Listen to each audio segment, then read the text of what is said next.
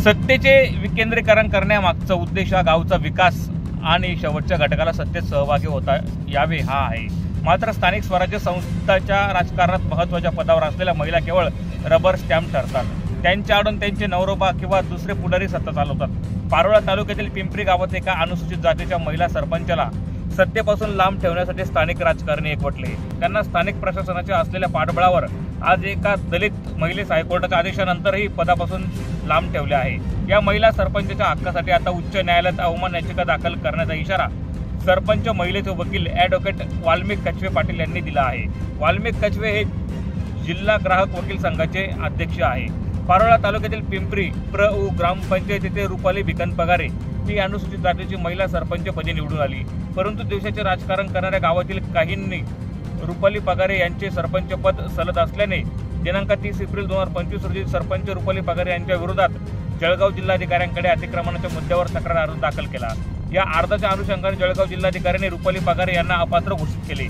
जिल्हाधिकारी यांच्या निर्णयाविरोधात अपीलसाठी रुपाली पगारे यांना वेळ न देता पंचायत समिती पारोळ्याने गतिमानता दाखवत अवघ्या 8 दिवसात अपात्रते प्रकरणी कारवाईचे सूत्र हलवत उपसरपंच वैशाली प्रमोद पाटील यांना प्रभारी सरपंच केले। अपात्र झालेल्या सरपंच रुपाली पगारे यांनी ॲडव्होकेट वाल्मिक कचवे यांच्या मार्फत विभागीय आयुक्तांकडे दाद मागितली। विभागीय आयुक्तांनी रुपाली पगारे यांचे सरपंचपद पुन्हा बहाल केले, परंतु विभागीय आयुक्तांच्या आदेशाला प्रशासनाने केराची टोपली दाखवली। गट विकास अधिकारी, विस्तार अधिकारी आणि ग्राम विकास अधिकाऱ्यांनी रुपाली पगारांना सरपंच पद बहाल केले नाही। स्थानिक राजकारण्यांशी हातमिळवणी करून प्रशासनाने हे कृत्य केल्याचा आरोप रुपाली पगारांचा आहे। त्यानंतर रुपाली पगारे यांच्या मार्फत ॲडव्होकेट वाल्मिक कचवे यांनी उच्च न्यायालयात दाद मागितली।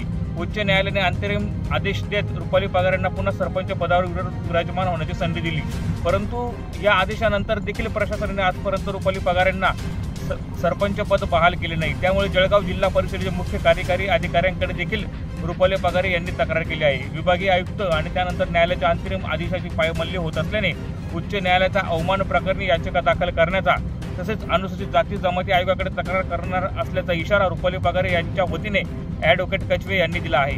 लोकशाही पद्धतीने निवडून आलेल्या एका अनुसूचित जातीच्या महिलेला पदावर न राहू देता तिच्यावर अन्याय करणाऱ्या घटकांविरोधात कारवाई व्हावी अशी मागणी आता होऊ लागली आहे।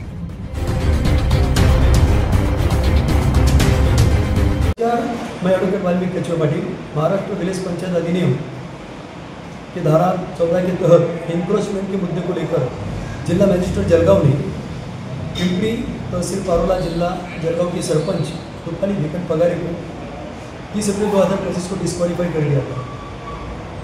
डिस्ट्रिक्ट मजिस्ट्रेट के आदेश पे व्यतीत होकर रुपाली भिकन पगारे ने डिविजनल कमिश्नर नासिक की तरफ अपील करके चैलेंज किया था। डिविजनल कमिश्नर नासिक ने 30 अप्रैल 2025 का डिस्ट्रिक्ट मजिस्ट्रेट का आदेश को खारिज करके रुपाली पगारे को पुनः सरपंच पद बहाल करने का आदेश पारित किया था, लेकिन संबंधित ब्लॉक डेवलपमेंट ऑफिसर और उनके कर्मचारियों की लापरवाही की वजह से डिविजनल ऑफिसर का आदेश होते हुए भी रुपाली पगारे को दोबारा सरपंच पद नहीं मिल पाया। In between deputy sarpanch Vaishali Patil ने अपील के अंदर त्रस्त अर्जदार करके एक एप्लीकेशन फाइल किया और डिविजनल कमिश्नर ने जो अंतरिम स्थगिति का आदेश पारित किया था उसको खारिज करके रुपाली भिकन पगारे का जो सरपंच पद था उसको दोबारा छीन लिया। उसमें व्यतीत होकर रुपाली पगारे ने नामदार उच्च न्यायालय संभाजीनगर वहाँ पे एक रिट याचिका फाइल की। उच्च न्यायालय ने विभागीय आयुक्त साहब जो है उनका जो आदेश था उसको खारिज करके रुपाली भिकन पगारे को पुनः सरपंच पद दिया जाए ऐसा आदेश पारित किया है। फिर भी सिर्फ स्थानिक राजकीय लोगों की वजह से और सवर्ण जाति के लोगों से हाथ मिलाकर संबंधित ब्लॉक डेवलपमेंट ऑफिसर और जो कर्मचारी उन्होंने एक अनुसूचित जाति से बिलोंग करने वाली सरपंच जो गांव की मुखिया करके काम कर रहे उसको पद से हटाने के लिए पूरी साजिश करके 8 मई 2025 से लेकर 30/7/2025 तक जो अंतरिम स्थगिति उनके डिस्क्वालिफिकेशन के ऑर्डर को दी गई थी उसके बारे में कोई भी एक्शन ली नहीं गई है और उनको पद पे बिठाया नहीं गया। ये जो बात है बहुत ही निंदनीय है। एक अनुसूचित जाति से बिलोंग करने वाली महिला को उनके पद से बाजू में रखने के लिए उसको पद से हटाने के लिए ये साजिश की गई है। ये बात बहुत गलत है। अगर ऐसा ही चलता रहा तो रूपाली विकट पगारे आगे चलकर नामदार उच्च न्यायालय के आदेश को अनदेखा करने के वजह से संबंधित ब्लॉक डेवलपमेंट ऑफिसर और जो कुछ भी अधिकारी होंगे उनके खिलाफ जल्दी से जल्द एक अवमान याचिका कोर्ट में फाइल करने वाली है और अनुसूचित जनजाति का जो आयोग है उनकी तरफ भी एप्लीकेशन दाखिल करने वाली है और वो करने को पूरी संभावना है। नमस्ते। ब्युरो रिपोर्ट माझा महाराष्ट्र न्यूज जळगाव।